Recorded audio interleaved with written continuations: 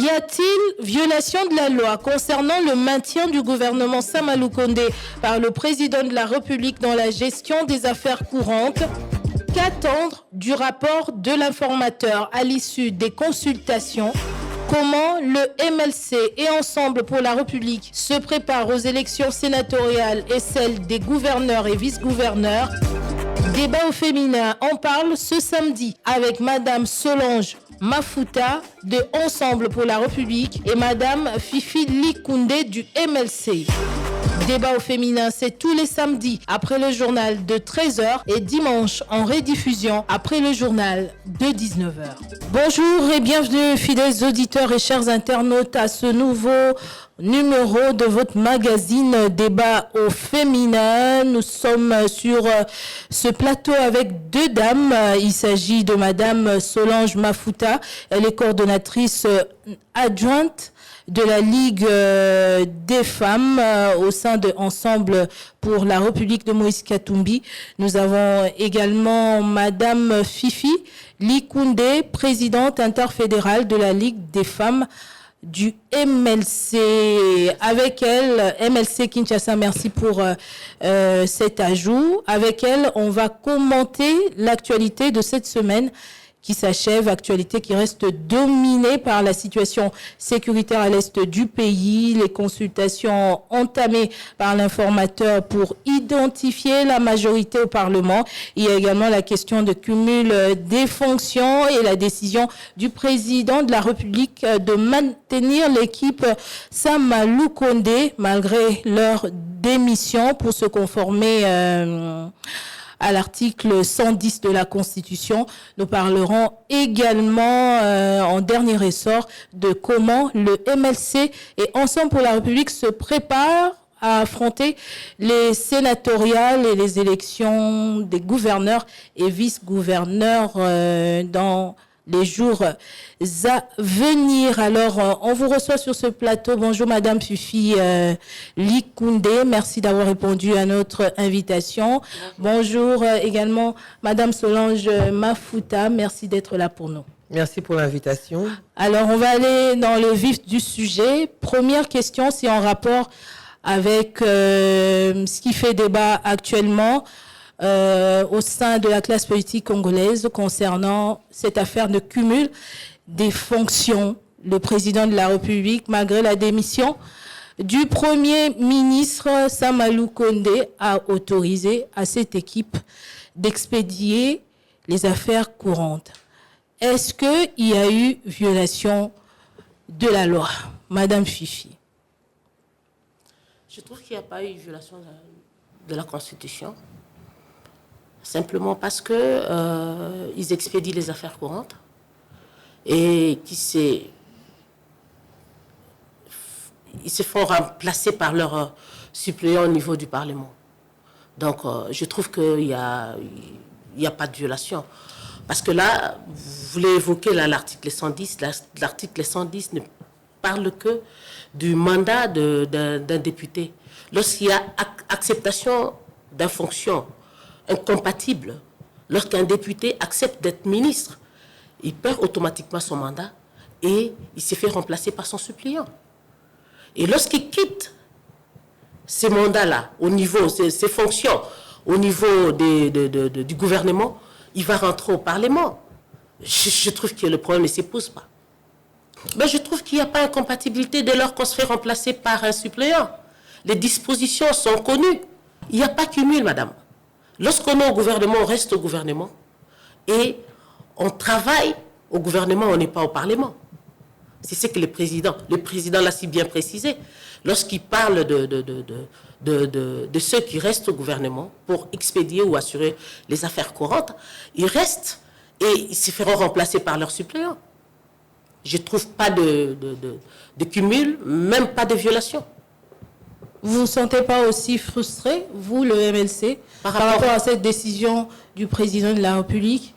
Il y a une certaine opinion qui penserait que on ne voterait pas de certaines têtes au poste de Premier ministre.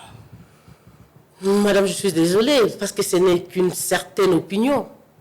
Nous travaillons pour le pays. Bemba travaille pour la République. Il aime tellement ces Congos. C'est pourquoi il a accepté ce poste du ministre, du vice-premier ministre de la Défense. Il est fait par honneur, pour l'honneur du pays. Lorsqu'il est arrivé, vous avez vu l'évolution. Bien sûr, avec l'impulsion du chef de l'État, Bemba a pu travailler et on a vu la montée en puissance de l'armée congolaise. Vous l'avez si bien remarqué. Et c'est tout à fait normal. Nous travaillons pour le pays. En fait, ce n'est pas le moment de chercher le pouvoir où on est indispensable, il faut que moi... Non, non. Dans le MLC, on nous a vraiment formés à ne pas aimer... en fait, je ne sais pas, à vouloir absolument avoir tel ou tel poste. Si on donne, ça va, mais si on ne donne pas, tant mieux. Vous avez dit tantôt, il faudrait éviter la thèse selon laquelle on est indispensable.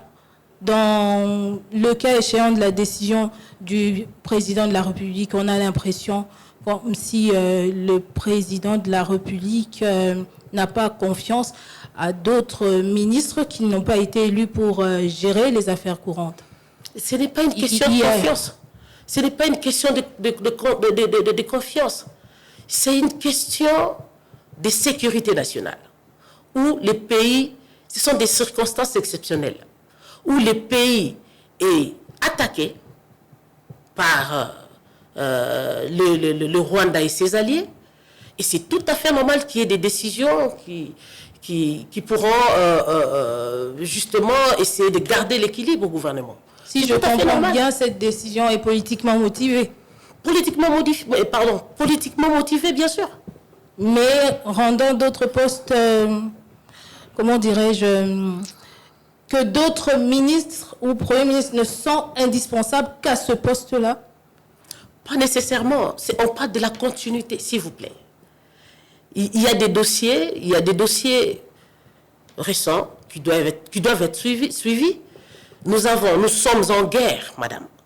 La guerre le pays est en guerre. La guerre a commencé depuis. Mais pourquoi ces derniers temps, il y a beaucoup d'agitation au Rwanda? Simplement parce que avant, on négociait avec l'ennemi. L'ennemi nous attaquait de l'intérieur, où il a imposé ses droits, où il a imposé ses agents au sein de notre armée, justement pour déstabiliser l'armée congolaise.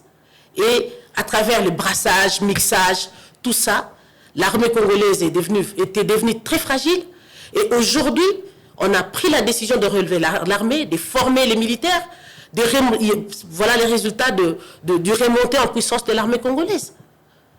Ces gens-là ne sont que des terroristes. Est-ce qu'allons-nous négocier avec des terroristes? Merci Madame Fifi. On va maintenant prendre la réaction de Madame Solange Mafuta. Le président de la République a autorisé ou a demandé carrément au Premier ministre qui a choisi, lui, de démissionner pour occuper son siège à l'Assemblée nationale. Mais le président estime qu'il ne devrait pas. Il doit continuer à gérer les affaires courantes. Pensez-vous qu'il y a eu violation de la loi? Bon, écoutez, moi, je ne suis pas constitutionnaliste, donc je vais éviter d'entrer en profondeur dans ce genre de débat ou de discussion. J'ai entendu les deux sons de cloche qui sont des uns que c'est une violation, d'autres qui expliquent le pourquoi et tout ça, donc que c'est un cas, comme il a dit, une situation d'exception. Mais je pense que la Constitution, du peu que je connais de la Constitution, je pense qu'il y a déjà des dispositions par rapport à ce genre de situation. Par exemple, l'état de siège. Donc voilà, qu'est-ce que l'état de siège nous a rapporté aujourd'hui? On n'en parle plus. Est-ce que ça existe encore? Est-ce que voilà, on a arrêté avec cette disposition? On n'en parle pas. Moi, mon problème par rapport à ça, à la décision de Félix Tshisekedi, c'est même pas que voilà, il cumule. Déjà, on peut pas. On ne devrait plus. Il y a assez de cerveau dans ce pays pour que les gens exercent les fonctions qu'ils remplacent, s'il faut remplacer, ou qui travaillent à la place de ceux qui partent.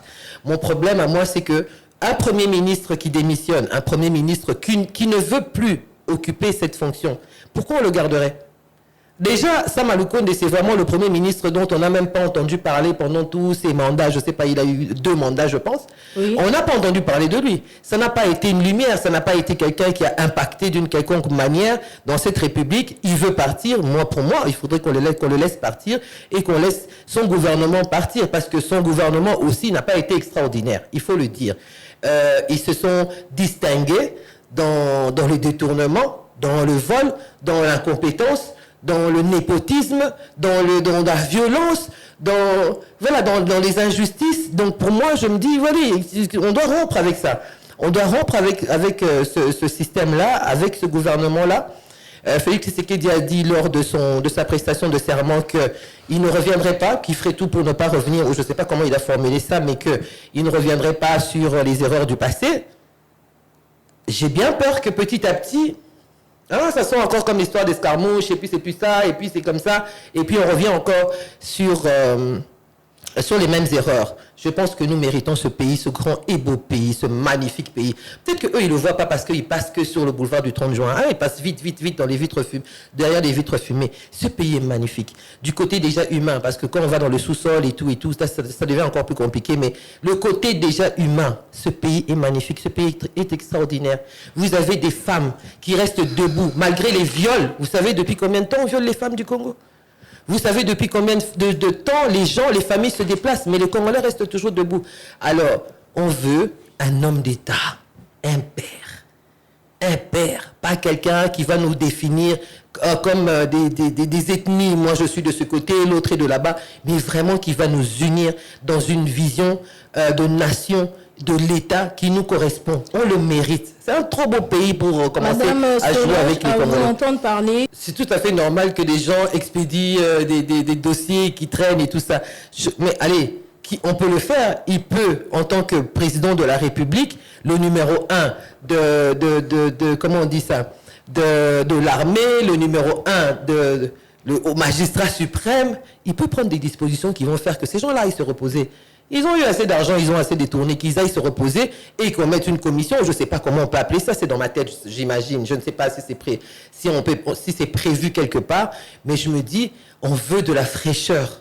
On veut de la fraîcheur dans notre pays, des gens qui ont une vision qui nous correspond, qui correspond aux enjeux de l'heure. Les enjeux de l'heure, ça veut dire qu'on a un problème sécuritaire, on a un problème environnemental, on a un problème intercommunautaire, parce qu'on parle souvent de l'Est. Chez moi, dans le Bandundu, il y a plus de 5000 familles qui dorment à la Belle Étoile. Mais parce que peut-être que l'homme blanc ne l'a pas encore dit, peut-être que c'est pour ça que nous, on n'en parle pas. On est en train de parler des M23. Maman, soyons respectueux des Congolais. Et les Mibondo qui sont ici à Kinshasa, qu'est-ce qu'on en fait? Il y a les Mibondo ici. Il y a des blessés, il y a des violés, il y a des choses graves qui se passent ici à Kinshasa. Pourquoi on n'en parle pas? Pourquoi on n'en parle pas? Parce qu'on veut impressionner la communauté internationale. Mais on n'a pas encore compris au fait que la communauté internationale s'en fiche. S'en fiche. Donc pour moi, on devait mettre un terme à ce gouvernement qui a montré ses limites. On ne peut pas dire que ce sont les failles ou quoi que ce soit, mais on peut dire qu'il a montré ses limites. L'enfer est pavé de bonnes intentions. Ils avaient sûrement de bonnes intentions, mais qui n'ont pas répondu aux questions des besoins des Congolais. Ils veulent partir, qu'ils partent, qu'on les libère et puis qu'on mette quelque chose en place qui va faire qu'on reprenne les choses à zéro. Soyons respectueux des Congolais quand même, maman. Votre réaction, bilan mitigé, la décision du président de la République ne devait même pas avoir lieu. Ce sont ses propos. Ce sont ses propos. Nous, le MLC... Et surtout que d'ailleurs l'informateur est déjà en train de consulter pour formaliser ou identifier la majorité parlementaire en vue de la formation d'un prochain gouvernement. Pourquoi on ne devrait pas seulement attendre les résultats qui seront issus de ces consultations au lieu de maintenir un Premier ministre qui n'a que quelques jours? Écoutez, madame, je vous ai tout à l'heure dit que ce n'était pas ça les problèmes. Parce que là, le problème ne se pose pas. Le problème ne se pose pas. Lorsqu'un Premier ministre expédie les affaires courantes, et dès lors, s'il n'est pas reconduit, il sera remplacé par son suppléant. Et s'il est remplacé par son suppléant, dès lors qu'il a fait mandat au niveau du gouvernement, il rentre au Parlement. C'est l'exercice simple. Est-ce qu'il faut s'attarder sur cette question? Et chuter pour écouter ma sœur de l'ensemble, pour dire, nous consolidons les acquis. Nous consolidons les acquis. Le président de la République a eu le courage d'initier des projets ambitieux. Les 145 territoires.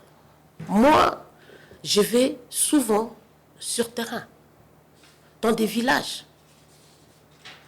Je vous dis, il faut relier les routes des dessertes agricoles. Pendant combien d'années ces routes n'ont pas accès vers les zones de consommation où les pauvres communautés locales travaillent dur pour évacuer les produits, mais pas des routes. Et ces projets viendront résoudre la situation. C'est un projet ambitieux. Nous avons vu aussi des écoles. La gratuité. Oui, on peut beau parler aujourd'hui. La gratuité est effective. Nous avons cette histoire aussi de la gratuité à la maternité pour la femme. C'est important. C'est vraiment important. Même si on ne veut pas du président de la République. Ce sont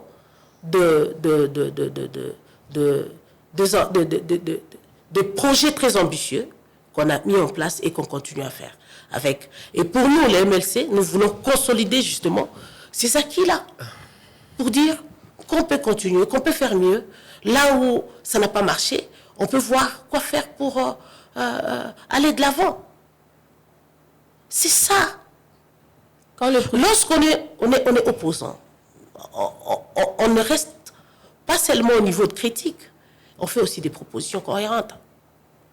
Il ne faut pas tout refuser en bloc. Vous n'allez pas me dire, dans ce même gouvernement, on a retrouvé la montée en puissance de notre armée. Quand Bunagana est encore occupé. Bien sûr, c'est la guerre. Il y a des batailles. On va y revenir. On va y arriver, on aura ces Bunagana-là. Madame Fifi, on va y revenir. Et si on peut passer déjà à notre deuxième dossier en rapport avec... Non, franchement, j'aimerais répondre à ça parce qu'il y a des gens qui nous écoutent et qui pensent que voilà. Donc, je ne peux pas laisser passer ça. Le projet 145 territoires, qui est un projet financé totalement par les étrangers, comme vous les appelez quand vous voulez, et des partenaires quand ça vous arrange. Il y avait dans ce projet la construction de 38 000 km de routes de desserte agricole jusqu'à ce jour. Il y a eu 2-3 écoles qu'on est en train de montrer sur les photos, mais il devait avoir, je ne sais pas, 3 000 ou plus que ça d'écoles. La gratuité scolaire, c'est un projet, c'est un très bon projet, c'est vraiment un très bon projet, mais tant que on ne commencera pas les choses par la base, ça veut dire par le recensement, pour savoir combien d'enfants il y a à scolariser, combien d'enseignants il faut engager, quel est le salaire qu'il faut donner, parce que je pense que vous avez vu dans les réseaux sociaux, un enseignant gagne pendant 30 ans le salaire du mois d'un député, ce qui est scandaleux, ou de 30 ans, il doit travailler pendant 30 ans pour gagner le salaire de 1 mois d'un ministre. Donc, tout ça, c'est quelque chose qui doit s'organiser, qui doit se préparer. Et ensuite, on pourra avoir une bonne gratuité de l'enseignement, de qualité d'ailleurs, parce que c'est pas ce qu'on a vu. Par rapport à la maternité gratuite, maman, peut-être que vous n'êtes pas au courant. Moi, j'ai encore des gens de la famille qui accouchent. Donc, chez moi, je crois que j'ai 3 bébés. Maintenant, on opère, on pratique automatiquement la césarienne. C'est gravissime. Allez dans les hôpitaux, vous allez voir des femmes avec des blessures qui ne guérissent pas. Les femmes demandent de payer. Elles veulent repayer. Et quand elles payaient, au moins, il y avait des infirmières qui étaient là, qui les nettoyaient, qui nettoyaient le bébé. Donc, c'est quelque chose qui se passe très, très mal. Et à chaque fois que je passe dans les médias, je le dis. Je ne le dis pas pour critiquer le programme de Félix Tshisekedi. Je le dis pour qu'ils sachent que derrière ça, il y a quelque chose, il y a une mauvaise interprétation ou une mauvaise façon de fonctionner. Maintenant, les césariennes sont automatiques. Donc, ça veut dire qu'il faut payer le chirurgien, il faut acheter les gants, il faut payer la salle la salle d'opération. Il faut. Et la guérison est très, très longue. Bon, pour eux qui ont les moyens, peut-être que c'est rien. Peut-être que c'est rien parce qu'ils sont au pouvoir et les millions circulent.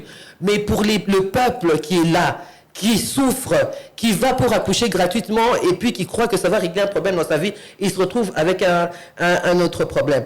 Alors, la consolidation des acquis, ça c'est le truc le plus pire. Moi, je ne sais pas si tout le monde comprend, peut-être qu'il faut le dire en lingala, ça veut dire qu'on batte la haute aux alango. Qu'est-ce qu'on a?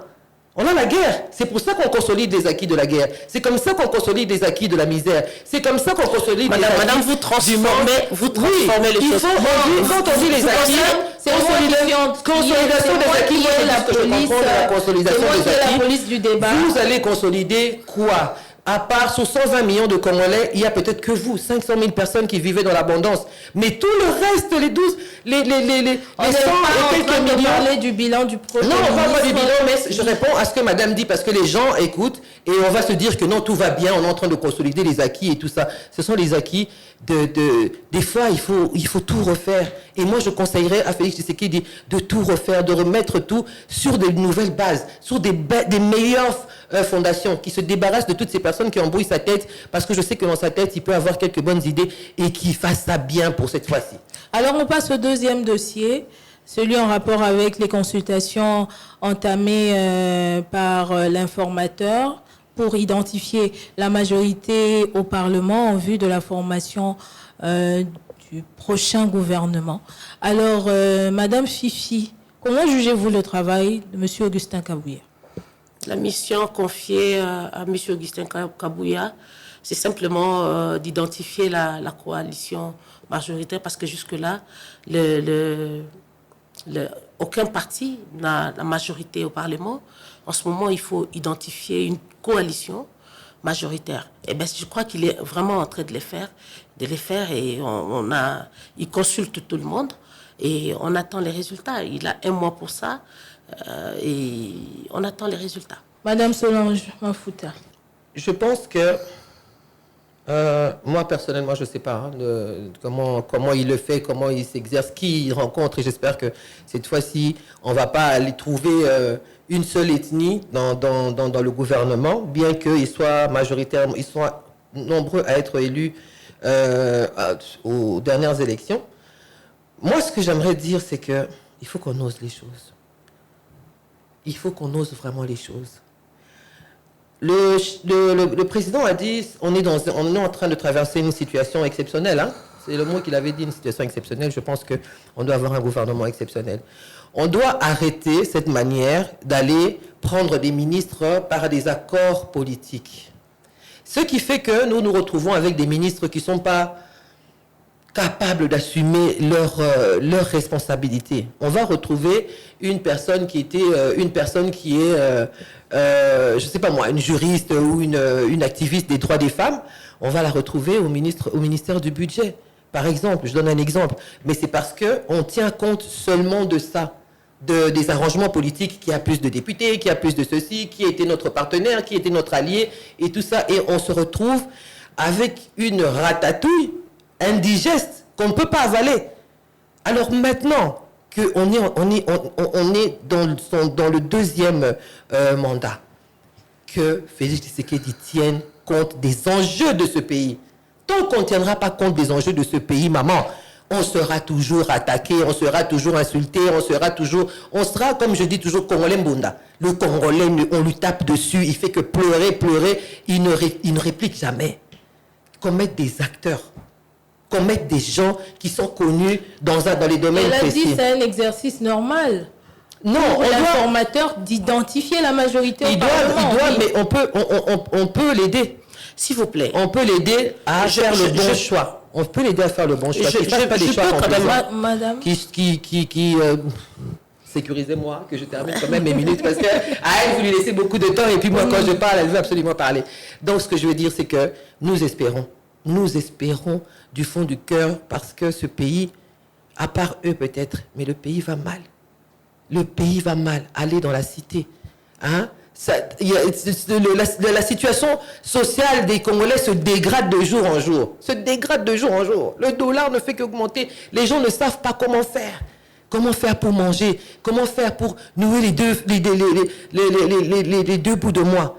Donc, on mette des acteurs. En tout cas, Kabouya, je ne sais pas quel Dieu va le toucher, mais qui nous mettent des gens capables, des acteurs qui peuvent relever ce pays, qui peuvent faire ressentir aux Congolais le sentiment d'être libre, d'être dans un pays libre où ils peuvent réaliser des rêves. Voilà. On a vu plusieurs forces politiques défiler au bureau de l'informateur pour être consultés, mais Ensemble pour la République hésite encore. Pourquoi? Nous n'hésitons pas. Nous n'avons pas reçu d'invitation. Si.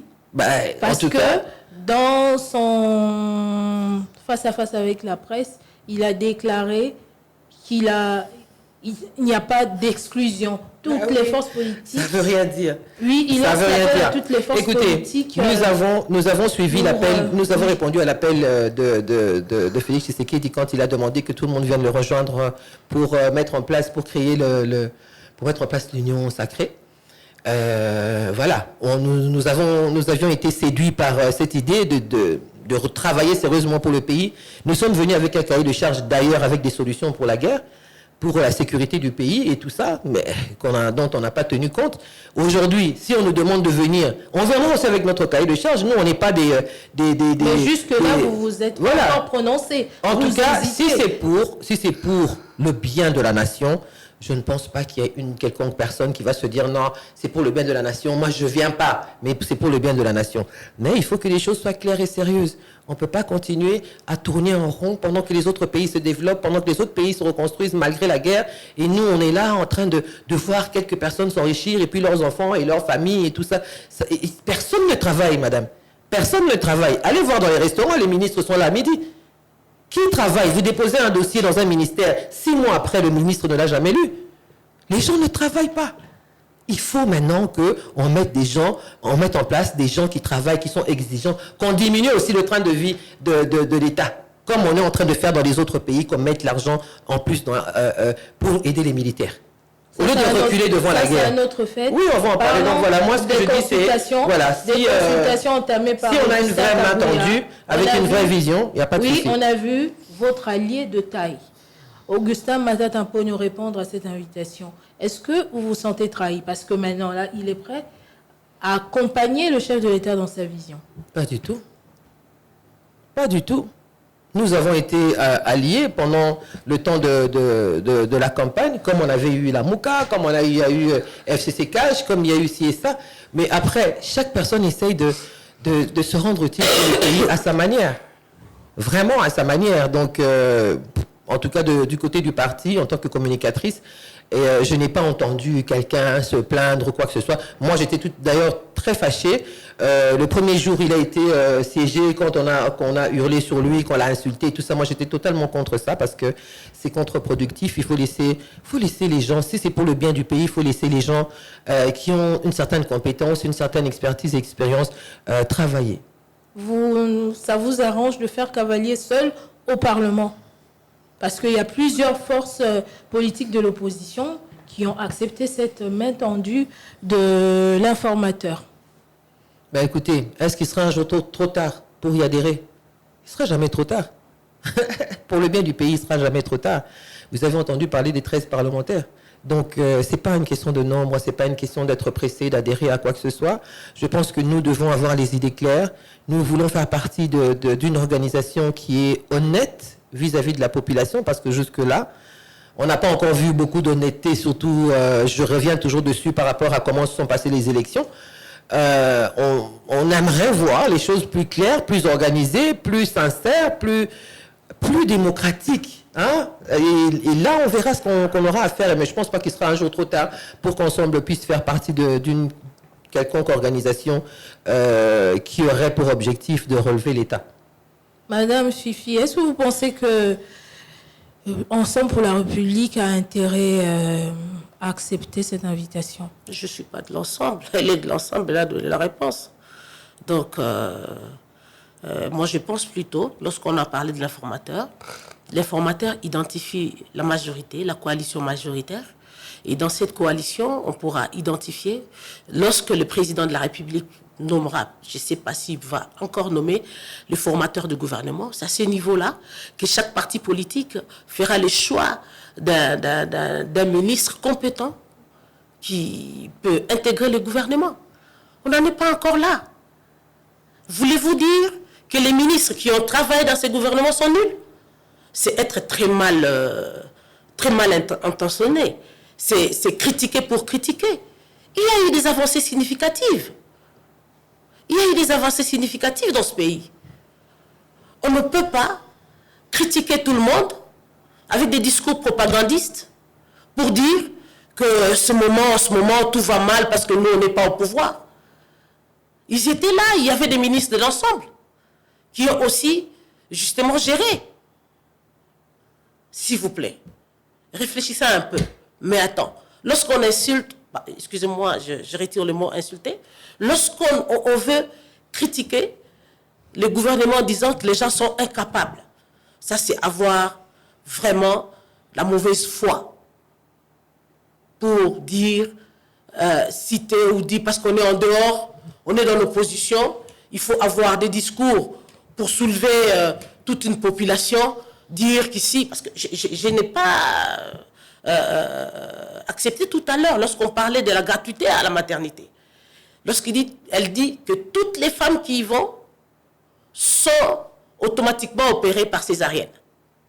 Ça c'est grave. Ce sont des propos graves. En tout cas, je pense que dès lors, lorsqu'on est adversaire politique, il faut accepter les efforts des autres. Ben finalement, on n'a que le Congo comme patrie, notre seul pays. On doit s'unir et réfléchir ensemble pour aller de l'avant. Ce qui tue le pays, c'est ça. Parce que c'est l'autre. Moi, je suis à l'écart et lui, automatiquement, ne fait pas bien les choses. Est-ce que vous pensez que le travail de l'informateur sera aisé, est aisé jusque-là? Ben, pour moi, je trouve qu'il est fait si bien. Il continue à recevoir tout le monde. Et à la fin, on attend le rapport. Qu'est-ce que vous attendez? Ben, il va identifier la coalition majoritaire. Il va donner le rapport au président de la République et nous aurons ce rapport-là. Et de là, le président de la République va nommer le formateur.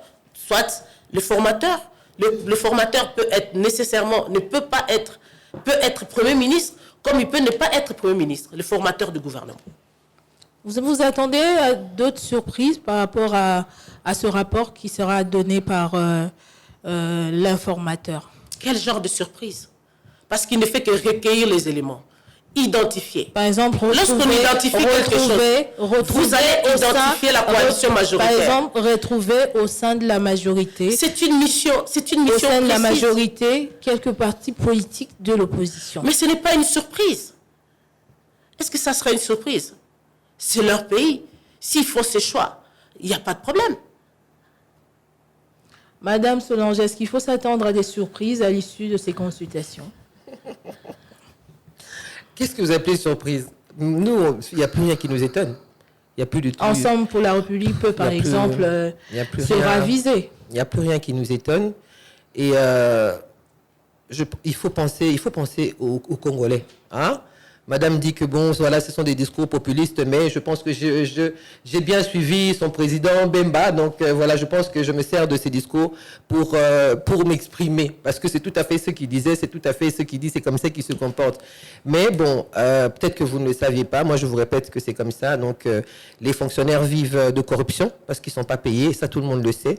Il n'y a pas eu d'avancée de ce côté-là, il n'y a pas eu d'avancée du côté de quoi que ce soit, de l'armée, de social des Congolais, il n'y a pas eu d'avancée, maman, je ne peux pas vous mentir.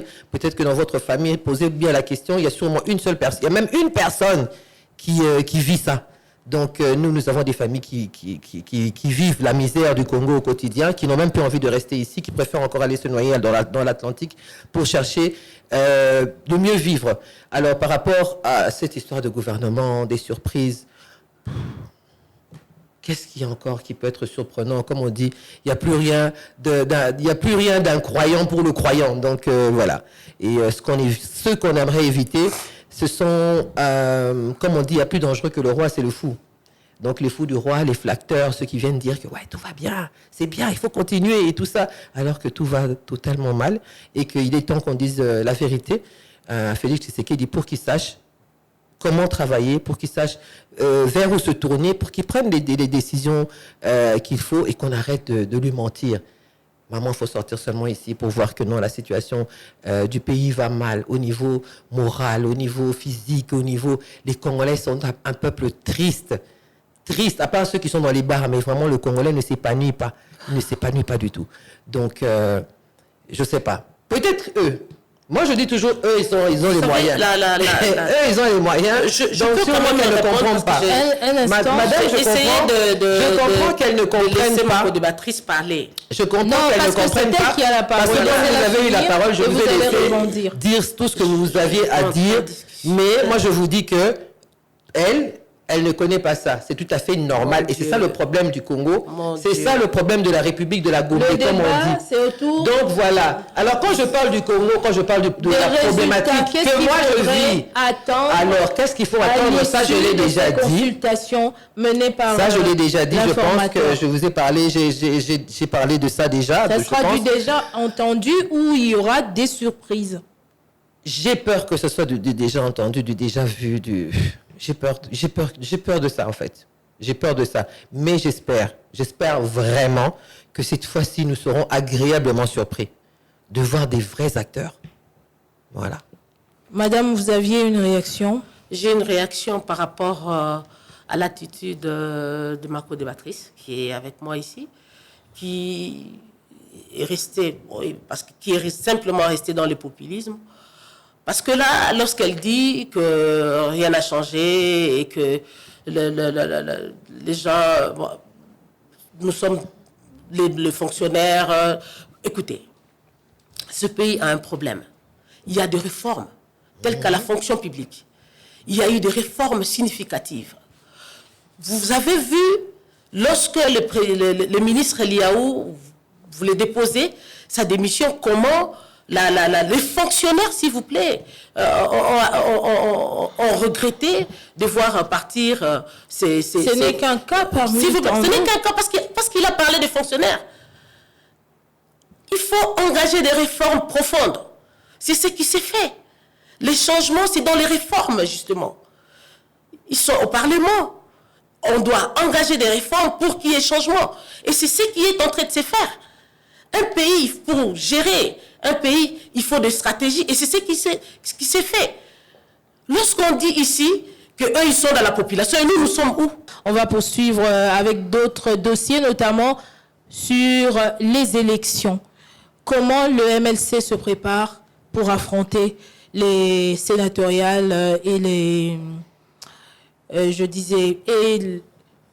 la course au gouvernorat? Au niveau de la Ligue de femmes, nous nous sommes réunis justement parce qu'on a évalué le processus électoral et on a ressorti quelques recommandations. Et ces recommandations, nous avons transmis.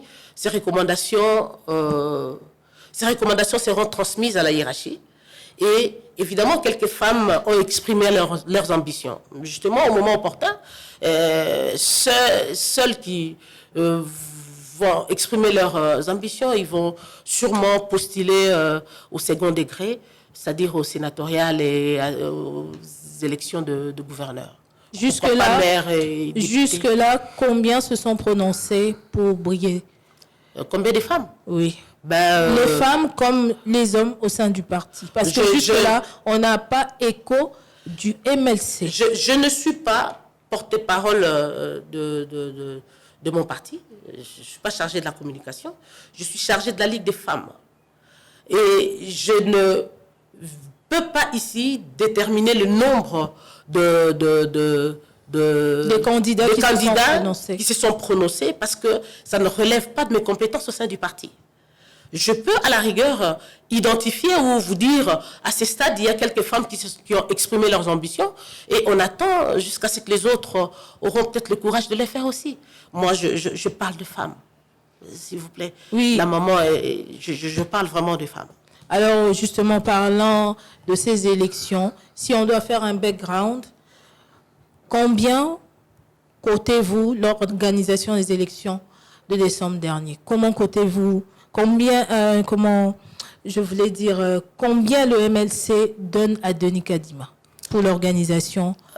Quelle note vous donnez à Denis Kadima pour l'organisation? Je ne suis pas juge. Je ne suis pas non plus professeur pour donner des points.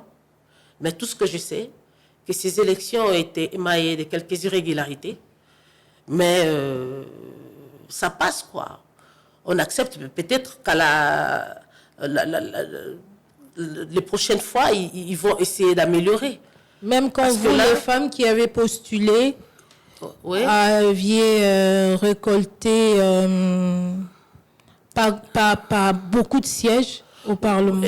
Exactement, on n'a pas récolté beaucoup de sièges simplement parce que la femme, au sein du parti, il n'y avait pas aussi eu beaucoup de candidatures féminines. Vous voyez, donc ça commence d'abord par là. Bien qu'on a sensibilisé les femmes d'exprimer leurs ambitions, mais on n'a vraiment pas réuni beaucoup de candidatures femmes. Je crois qu'on a l'évaluation faite au sein du MLC pour ces processus électoraux. Nous avons dit qu'on peut commencer maintenant. Pour les femmes, en tout cas, on doit commencer maintenant pour préparer 2028. Il faut beaucoup de formations, il faut renforcer les femmes en capacité, il faut les aider, il faut vraiment les aider à avoir ce courage-là d'exprimer leurs ambitions. Mais j'ai dit simplement pour les élections, ces élections, il y a eu quand même quelques irrégularités. C'est l'œuvre humaine, hein, tout n'est pas... rien n'est... C'est fait de l'homme, il n'y a que des erreurs. Il y a aussi eu quelques irrégularités qu'on a dénoncées. Et je pense que la CENI pourra faire aussi à son niveau l'évaluation pour pouvoir améliorer prochainement le processus électoral. Madame Solange, comment vous préparez par rapport à ces élections? C'est le silence du côté ensemble. Vous êtes découragée? Allez. Par rapport à ce processus que nous appelons braquage électoral, hold-up électoral, qui était une catastrophe avant le processus, par rapport aux enrôlements déjà. Vous avez vu comment les enrôlements se sont passés. De temps en temps, il faut être respectueux avec le pays, avec la République. Nous avons vu la qualité des cartes à voter. Beaucoup de gens n'ont pas pu voter justement parce qu'il n'y avait plus rien sur leurs cartes. On a demandé aux gens qui n'avaient plus, qui n'avaient plus, comme moi, par exemple, ma carte, elle est totalement effacée, de repartir dans les centres où ils s'étaient enrôlés et qu'on les prendrait en charge. Arrivé là, on a vu la moitié des gens, je n'invente pas, c'est pas pour qu'on m'aime plus, je m'en fous, mais on a vu la moitié des gens enrôlés qui n'étaient pas sur les listes, des gens qui sont rentrés parce qu'ils ne pouvaient pas voter. Il y avait 13 000 machines, maman, c'est catastrophique, alors on doit arrêter de faire comme si c'était un petit rien, un petit bobo qu'il fallait mettre de sparadrap. Il y avait 13 000 machines à voter chez les particuliers. La personne qui était chargée de la logistique de la CENI est en liberté à ce jour. Voilà, il y a eu ce qu'il y a eu, mais il faut quand même qu'on prenne les gens au sérieux. C'est pas un discours populiste, c'est la réalité. Il y a des gens qui ont fait des sacrifices. Il y a des gens qui se sont privés de choses. Il y a des mamans, nous on a été vers les mamans pour dire oui, les mamans, il faut se lancer et tout ça. Il y a des mamans qui ont démissionné parce qu'elles ne pouvaient pas être fonctionnaires et tout ça, et candidates à la fois, mais qui se sont battues sur le terrain. Et voilà ce qu'il y a eu. 13 000 machines, ça fait combien de voix? Des millions. Ça fait des millions. Et les résultats, une semaine, dans quel pays ça existe? Même si une semaine de vote, ça existe dans quel pays? Donc, au regard de tout ça, il y a eu les assises de Lubumbashi, je ne sais pas si vous avez vu, donc il y a eu, nos députés hésitaient entre siéger ou pas, on s'est mis d'accord avec ça, ils vont siéger. Maintenant, il y a des discussions encore en cours, donc je ne peux pas donner plus d'informations que ça aujourd'hui par rapport au suivi des élections. Mais il faut dire qu'on a perdu des plumes. Hein. Comme je dis, peut-être pas eux. Peut-être pas eux. Mais en tout cas, la plupart des Congolais ont souffert de ces élections, de ce hold-up électoral. Est-ce que vous allez compétir? Qui était tout sauf démocratique, parce que le rôle de la CENI, c'est de nous organiser des élections démocratiques, transparentes, inclusives et tout ça, qui était tout sauf démocratique. Ça, il faut le dire. Kadima, après tout cela, vous allez compétir ou pas? On ne sait pas. C'est ça que je vous dis. Moi, pour l'instant, je ne peux pas vous donner plus d'informations que ça. On a... Allez, au niveau des femmes, on n'a pas eu énormément d'élus au niveau national, au niveau provincial et tout ça. Maintenant, les discussions sont encore en cours, donc pour l'instant, je ne peux pas vous donner plus d'informations que ça. Vous me demandez combien je mets à Kadima. Ouais, quelle note vous donnez au bureau Kadima? Kadima, j'enlève sa fiche. Je corrige même pas.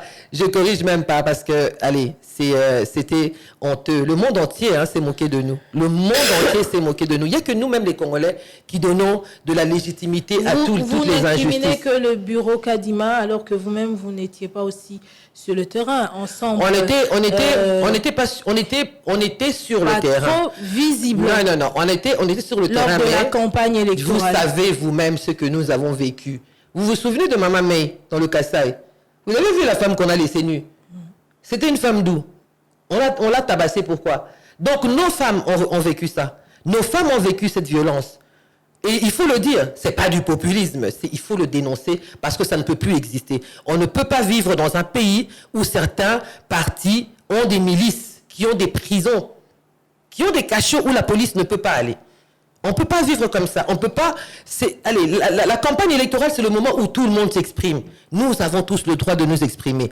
On avait des t-shirts déchirés, des bâches déchirées. Vous avez vu, je pense, vous êtes journaliste, vous avez vu ce qui s'est passé sur le terrain. Donc, il y a eu, surtout du côté des femmes, ça je dois l'avouer, une certaine peur. Et ça, je peux comprendre. Personne n'a envie d'aller mettre sa vie en danger. C'est la politique. Le Congo, on l'a trouvé, le Congo, on va le laisser. On ne peut pas aller laisser sa vie dans la rue parce qu'on veut absolument devenir des vous, les femmes, et vous avez peur, si on regarde bien... Est-ce que les hommes aussi, au sein de Ensemble, n'ont pas le mental d'acier pour... malgré... Ils ont le mental. Vous n'avez pas vu, vous n'avez pas vu Jacqueline Dalla sur le terrain, vous n'avez pas vu Hervé Dekesse sur le terrain, vous n'avez pas vu Olivier Kamita sur le terrain. Vous avez vu. Donc maintenant c'est à eux. Moi j'ai été, voilà, je suis une candidate malheureuse comme on nous appelle. Nous faisons partie de, comme on dit, de la rubrique des chats écrasés. Nous assumons, ça nous fait de l'expérience. Donc comme on dit, il n'y a pas d'échec, il n'y a que de l'expérience. Maintenant, ceux qui ont été élus, ceux qui ont les moyens de continuer, ceux qui croient encore que ça peut être possible et que il y a encore des choses qui peuvent se passer au niveau de la CENI ou de la Cour constitutionnelle, qu'ils y aillent. Moi, je les encourage. Je suis pas intéressé. Je trouve pas ça intéressant. Je trouve ça pas bien ou pas élégant ou pas du tout sérieux de faire la politique de la chaise vide. Donc, qu'ils y aillent. Moi, je les encourage. Mais moi, j'y crois plus à ça. Je crois plus du tout à toute cette organisation. Ensemble veut faire la politique de la chaise vide également au Sénat. Non, je peux pas dire ça. Je peux pas dire ça. Je vous ai dit. Parce que jusque là, c'est encore. Je vous ai dit qu'ils sont en train de. Ceux qui sont concernés sont en train d'en discuter. Moi, je ne me sens pas concerné par ça. Je ne suis pas intéressé par ça. Donc, je pourrais pas vous dire ce que eux ils pensent, qu'ils veulent, qui veut et qui veut pas pour l'instant. Alors, on va chuter ce magazine avec le dossier concernant la situation sécuritaire à l'est du pays. Vous avez suivi le président de la République jeudi s'adresser à la presse. Le président a carrément, il s'est, si je peux le dire, rétracté par rapport à sa décision de faire la guerre au Rwanda.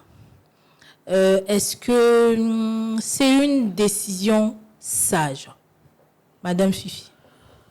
Avant de répondre à votre question, j'aimerais répondre à Madame que même pour les élections, vous avez vu les militants du MLC réclamer parce qu'on n'avait pas assez de sièges. Si. On a réclamé. Voilà pourquoi, moi, j'ai préféré parler des irrégularités. Le pays est très mal en point.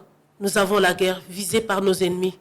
Vous allez dire depuis toujours, mais on doit avoir l'attitude conciliante pour aider les pays à avancer.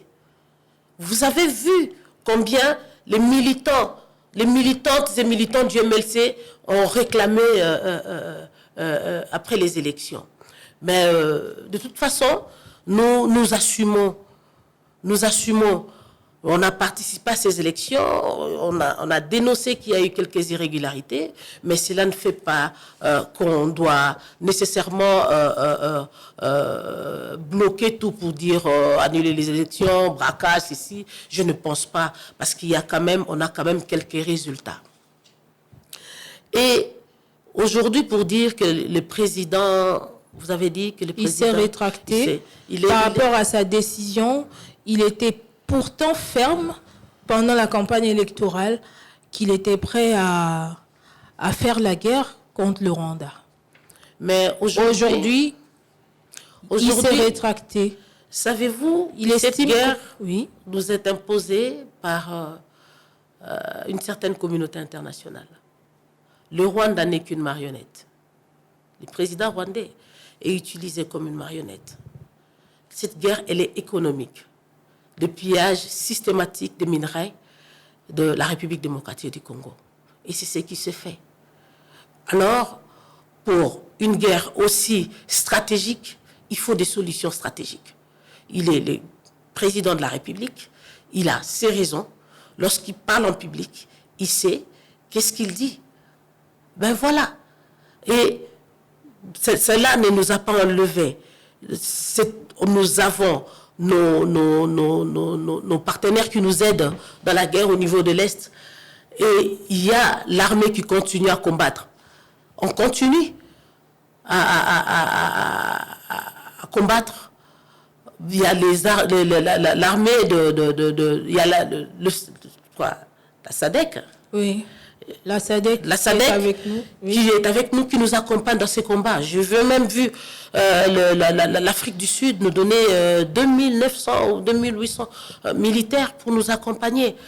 C'est une guerre très stratégique où l'objectif n'est que pillage systématique des richesses et minerais, voire même les retombées de produits agricoles de quelques paisibles citoyens, entre autres les cafés.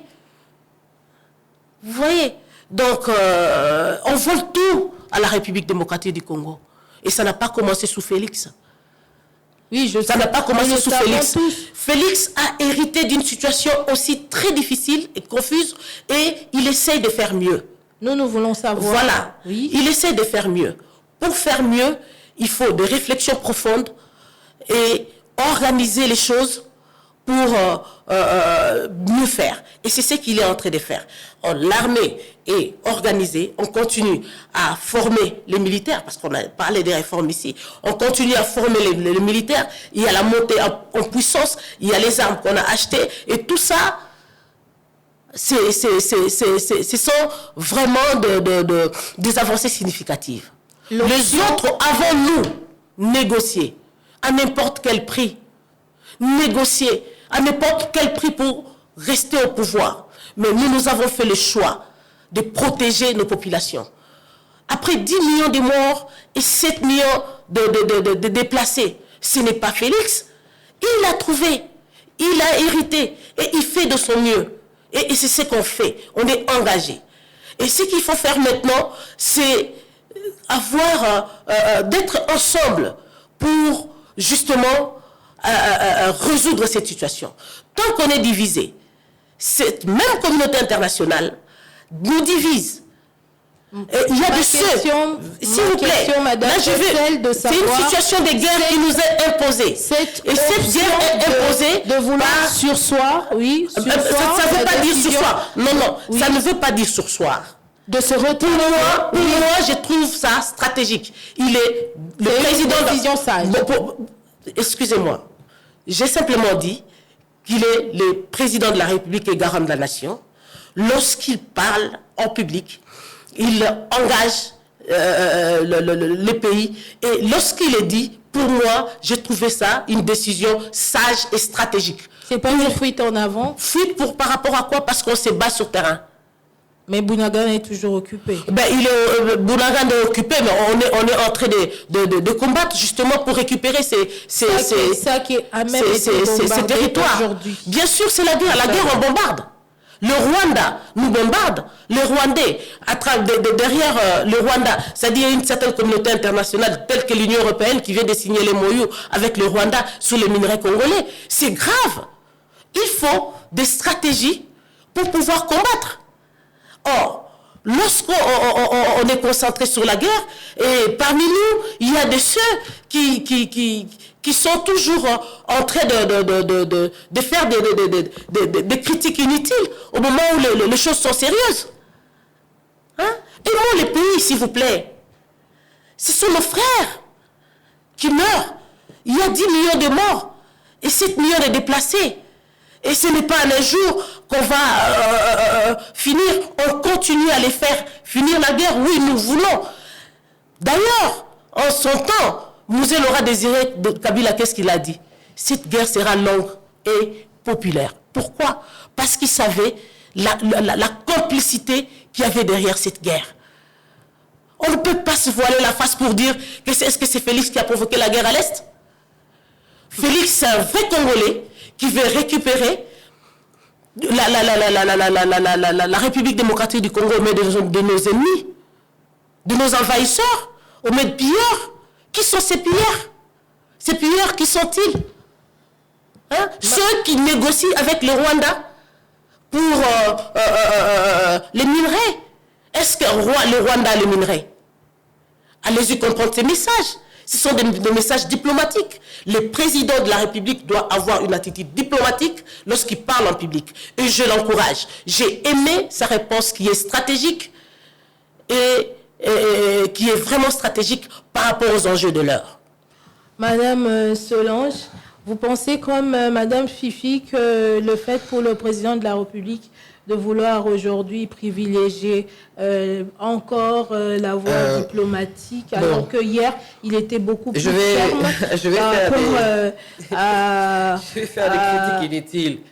Voilà, je vais parler du Congo, je vais faire des critiques inutiles. Parce par rapport à cette guerre d'agression, sont très utiles. Vous pensez que c'est comme une décision sage? Moi, je pense que c'est un aveu d'échec.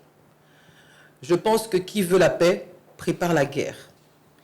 Quand on devient président d'un pays aussi stratégique que le Congo, je pense qu'on s'y prépare. Même avant de devenir président, on essaye de trouver des idées. C'est pour ça que vous voyez dans les autres pays, il y a des débats contradictoires pour que les personnes expliquent exactement s'ils connaissent vraiment la situation réelle du pays à tous les niveaux.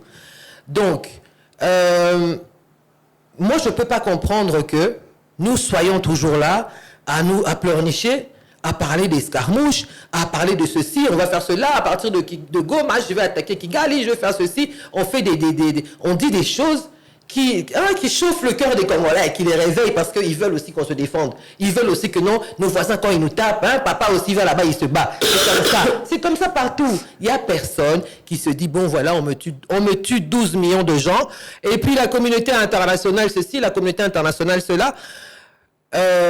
Maman, chaque pays s'occupe de ses enfants.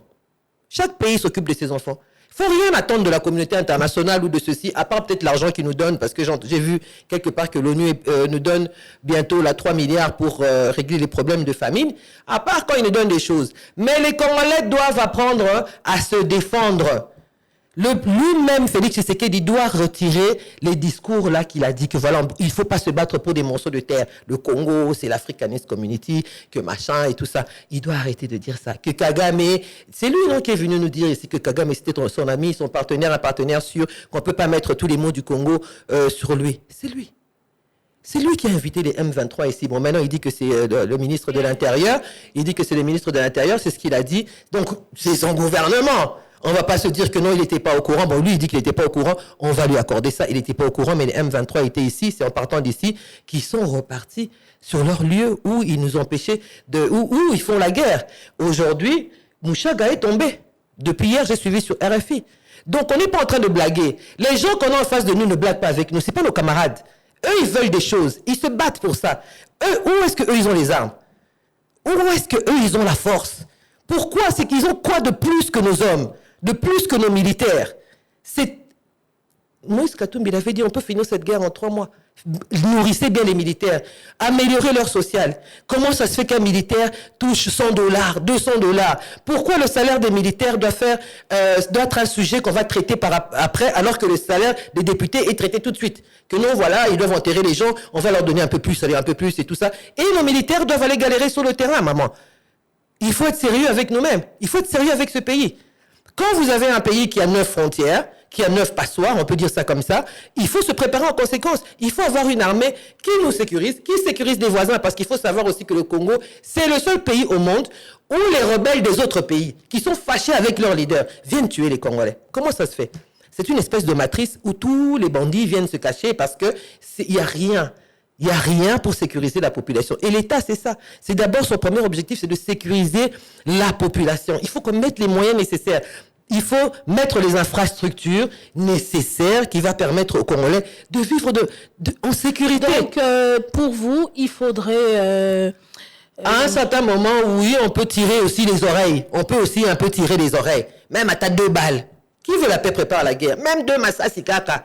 Que eux aussi vous avez comprennent pensé aux dégâts collatéraux. Mais lui-même, Félix Tshisekedi, au début, il avait dit ça, non? Que les morts de l'Est, c'était des dégâts collatéraux, non? Alors pourquoi il y a que les Congolais qui doivent mourir? Pourquoi?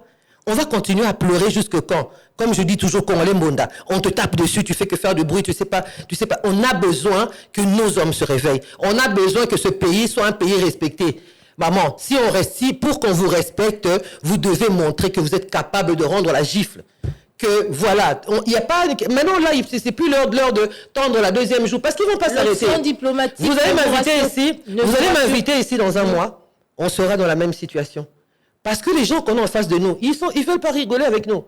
On va continuer à pleurer. L'option diplomatique, c'était au début. Ça, on avait encore toléré parce que quand Kagame est venu ici, on a dit oui, c'est la diplomatie agissante et tout ça. On a toléré.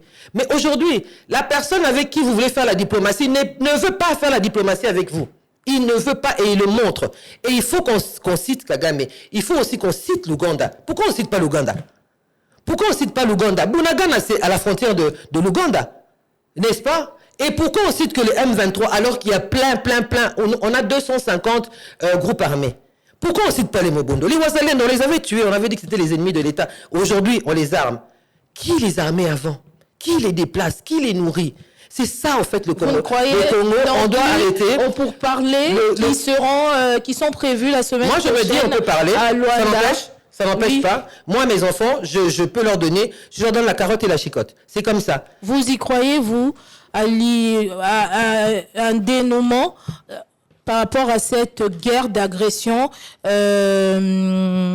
les pourparlers qui sont prévus la semaine prochaine entre le président de la RDC et puis le Rwanda? Je suis optimiste. Et je pense qu'on va finir par récupérer et mettre hors état de nuire les ennemis de la République démocratique du Congo. Et tous les voies sont permis pour engager soit la voie de la diplomatie, mais aussi prochainement, parce que le président n'a pas exclu cet aspect de la guerre. Parce que pourquoi on forme les militaires? Pourquoi on est monté en puissance? Il faut finir d'abord nos voies de négociation, de la diplomatie. C'est normal. Hein? C'est normal. On est victime. Moi, je foi en ces initiatives. Je l'espère en tout cas qu'on finira par gagner cette guerre. Parce que si Bunaganda, comme on le dit, s'y est tombé, ce n'est qu'une bataille, on va récupérer Bunaganda. Et on finira par mettre hors d'état de nuire notre pays. Tous ces gens-là partiront et on restera avec notre Congo. Et cela se passera par l'amour de la patrie. Ce n'est pas parce que je ne suis pas au pouvoir que je dois me mettre tout le temps à rejeter la responsabilité à celui qui gère, à rejeter la responsabilité à celui qui gère et à avoir des discours populistes pour dire que dans 2 ou 3 mois, moi, je finirai cette guerre. Par quelle magie? Voilà. Donc, juste pour dire, conclure, hein, pour conclure, moi, j'ai dit que nous devons d'ailleurs enseigner tout ça à nos enfants, d'être plus, avoir l'amour de la patrie. Et c'est ce qui se passe maintenant. On a constaté que tout le monde était ensemble pour combattre cette agression. L'agression rwandaise appuyée par une certaine communauté internationale, pilleur de nos richesses. Parce que cette guerre, elle est d'abord économique. Elle est d'abord économique. Alors de notre côté, nous allons continuer à sécuriser nos espaces, à tout faire pour que les espaces de la République démocratique du Congo soient sécurisés. Et c'est ce qui s'est fait. Et comme cela se fait, et nous disons que nous allons gagner cette guerre. Nous allons la gagner parce que c'est notre pays. Notre pays, on n'en a pas deux. Moi, je n'ai que le Congo comme patrie. Je ne serai pas pessimiste parce que je sais que cette partie de la République ne partira pas. L'héritage que Mobutu nous a laissé, c'est l'unité nationale. On est unis. Les politiciens qui veulent absolument à tout prix avoir le pouvoir et veulent diaboliser leurs frères et être appuyés par quelques ennemis de la République ont des discours qui découragent le peuple justement. Nous avons un État. L'État est organisé. Effectivement, nous avons des problèmes. Je chute. Évidemment, nous avons des problèmes. Ces pays, nous avons des problèmes. Les enjeux sont très, très, très complexes. Mais nous savons que nous avons fait confiance aux gens. Pourquoi le président de la République est voté? Il a été le mieux voté. Parce qu'on lui fait confiance. Et nous pensons que cette guerre, nous allons la gagner. Voilà qui est dit, et ce magazine est complètement terminé. Nous avons reçu pour vous sur ce plateau Madame Solange Mafuta de Ensemble pour la République et Madame Fifi Likunde du MLC. Avec elle, nous avons commenté l'actualité de la semaine. Merci donc, chère dame, d'avoir répondu à notre invitation dans l'espoir de vous retrouver très prochainement dans un autre numéro de Débat au féminin. Mais en attendant, nous disons merci à l'équipe vidéo qui était assurée par Patrick Mongongo. Il y avait à la prise de son, à la Pascal Mbungu. Il y avait également dans la préparation, la participation de Mami Tchela. Miguel Mena était à la coordination par rapport à cette émission. À vous, chers auditeurs et chers internautes qui nous avaient suivis de partout, on vous dit également merci. À très bientôt pour un autre numéro de Débat au féminin. Y a-t-il violation de la loi concernant le maintien du gouvernement Sama Lukonde par le président de la République dans la gestion des affaires courantes? Qu'attendre du rapport de l'informateur à l'issue des consultations? Comment le MLC et Ensemble pour la République se préparent aux élections sénatoriales et celles des gouverneurs et vice-gouverneurs? Débat au féminin, on parle ce samedi avec Madame Solange Mafuta de Ensemble pour la République et Madame Fifi Likunde du MLC. Débat au féminin, c'est tous les samedis après le journal de 13h et dimanche en rediffusion après le journal de 19h.